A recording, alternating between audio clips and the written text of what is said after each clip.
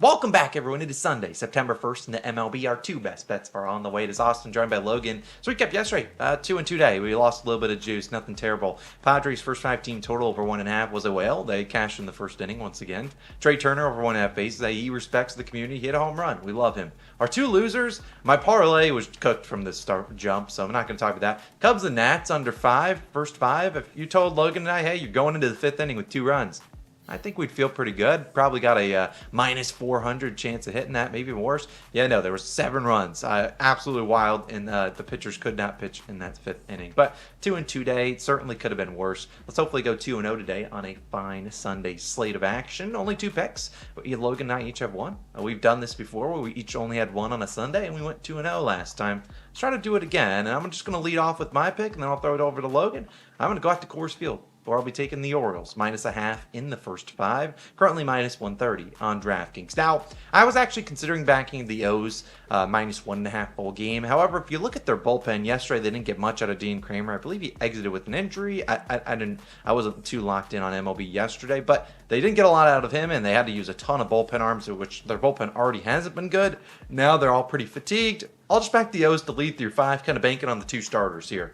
Zach Eflin is scheduled to be back for the Orioles today, and with the O's, he's pitched pretty well. I mean, in his 4 starts, 3, and then 2, 0, and 1 earned runs. Now, obviously, he's in Coors Field, so you expect some more runs here, but Eflin is a guy that does a walk, guys, 99th percentile walk percentage. He's 70th percentile in hard hit percentage and 55th in ground ball percentage. I mean, Eflin, prior to, last year, his numbers were pretty high for those ground balls. He's normally keeping the ball on the ground, which is obviously very important in Coors Field. And we know if you look at his pitches, he throws predominantly sinker and cutter, 2 pitches that really aren't affected too much by the altitude and elevation in Coors Field. Heck, if you normally see the Rockies when they go and pick up free agent pitchers, they're typically looking for guys that throw sinkers because that pitch is not really affected by the altitude, the gyro spin, and all those sort of nerdy terms, if you will. Not really affected a ton in Coors Field. This is good. Now, obviously, he's coming back from injury, so there always is a little bit of a risk there. But his last 2 outings at Colorado, both, I believe 2 years ago, 5 2/3, 2 earned runs, 6 innings pitched, 2 earned runs. So he's pitched well in Coors before. It's not like he's gone into Coors not known how to pitch.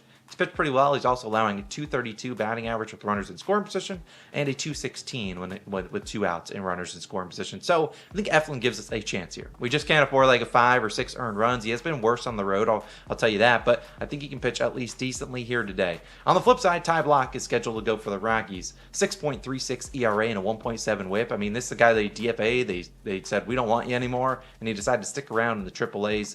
Probably because no one wanted him, because he's been honestly terrible. If you look at he is first percentile in the following stats: expected ERA, expected batting average, whiff percentage, and K percentage. Look, the guy has not been really good. Knock on wood, he continues to be pretty bad today. His strikeout line, 2.5. And it's juiced, minus 170 to the under. This is the guy that doesn't get strikeouts, and look, he gives up a lot of hard contact, which is obviously a reason that the Rockies DFA'd him, because if you're giving up hard contact, not getting strikeouts, it's hard to really pitch in Coors Field. He's also 4th percentile in barrel percentage, 20th in hard hit percentage. It's something I love about the O's. They ground into the least amount of double plays. So look, I expect them to get plenty of base runners today. But double plays is kind of how you nuke an inning. You could get first and second, no outs. You're like, all right, let's get some runs up on the board. Double play, and that's kind of what just absolutely destroys your chances there. So hopefully they can avoid that. But look at these numbers. Block, 314 batting average with runners in scoring position, improves to 429 with 2 outs. 429 with 2 outs. That might be the highest number I have ever seen this season. I'll have to go do some research and digging on some other platforms to see if there's anyone higher. But the Orioles have been pretty good against lefties all year long. They've scored 3 or more runs on 6 straight lefty starters.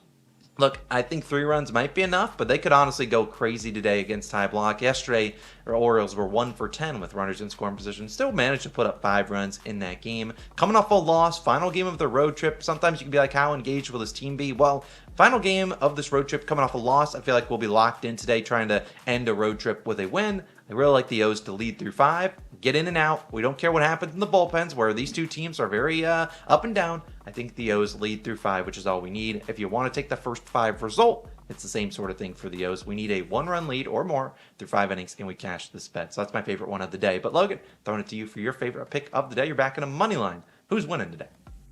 Yeah, it's going to be a Sunday afternoon money line. I'm taking the Diamondbacks on the money line. Minus 112 odds on FanDuel is your best value. Back in the Snakes to get the win in this one. Now, if you're looking at the series so far, Dodgers have won the first 2 games of the series. I see the Diamondbacks answering with a win here on Sunday. I mean, simply put, I mean, if you're playing at home, it's embarrassing to lose the first 2 of the series. Now, they're not going to get there. This isn't sweep potential because they play once again tomorrow. I mean, if they lose today, I'll be once again on them tomorrow. I'll tell you that right now. For the Diamondbacks money line. But let's talk about today's matchup because I do like them to get the win and salvage a little bit of pride in this series. Brandon Pfaadt starts for the Diamondbacks, 4.31 ERA, 1.17 WHIP for Brandon Pfaadt. Now, Brandon Pfaadt, 92nd percentile in walk percentage, 65th percentile in chase percentage. Those are 2 analytics that I really do like. Look, against the Dodgers, you can't put on free base runners because if Ohtani or Freeman or Betts, when one of those guys goes yard, you're cooked. And if the guys are already on base, because that's really how the Dodgers do their damage when they get those 2, 3, 4, grand slam type innings. Brandon Pfaadt is tough on righties, only allowing a 205 batting average to righties, 296 to lefties.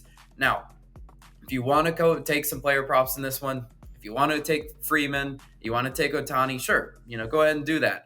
But I still like the fact that he's tough on righties. You can't be one of those pitchers that gets hit from both sides of the plates. I don't like backing those guys at all because they're BP a lot of times. This Dodgers offense is finally heating up, but faced them earlier back in May. Had a good outing, 6 innings pitched, 2 earned runs, 7 strikeouts. I think he can do enough to keep this game competitive. Give us a chance at cashing this one in the later innings.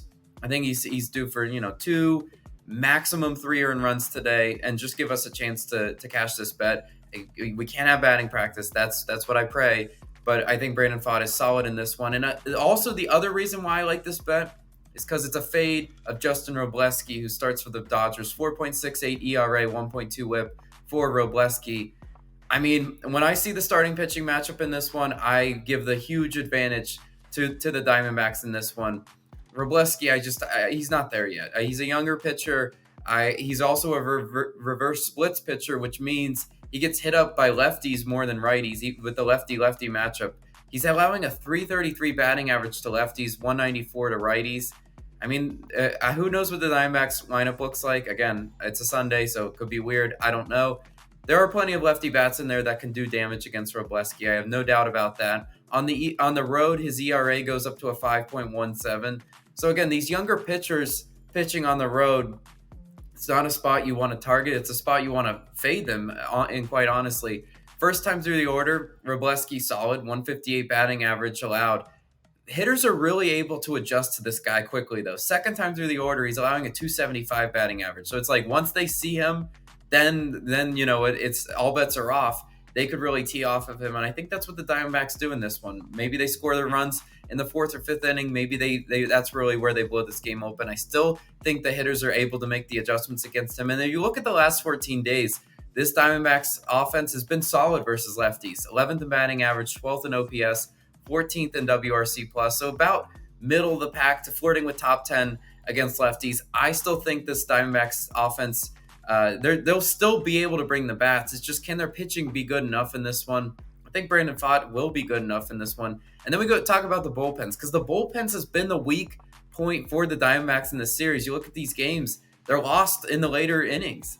And I think if you're looking at kind of trends, baseball is a weird sport because your bullpen can blow a game one game and then save you the next game. Last 14 days, Arizona 9th in bullpen ERA, Dodgers 2nd. So obviously Dodgers have the advantage on paper. But you're telling me that this Diamondbacks bullpen still got a 3.04 ERA over the last 2 weeks? I got to trust them to be better. I mean, statistically speaking, they've been bad in the first 2 games of the series.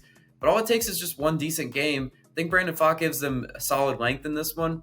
I think the Diamondbacks bullpen is not as bad as they've been the first 2 games of the series. Give me the Diamondbacks on the money line. I do really like them. Think they bring the bats. I think they get to Robleski. Brandon Pfaadt holds it down. That's a winning recipe. That's a 2-0 card, Austin. Let's have a little mini sweep on this Sunday.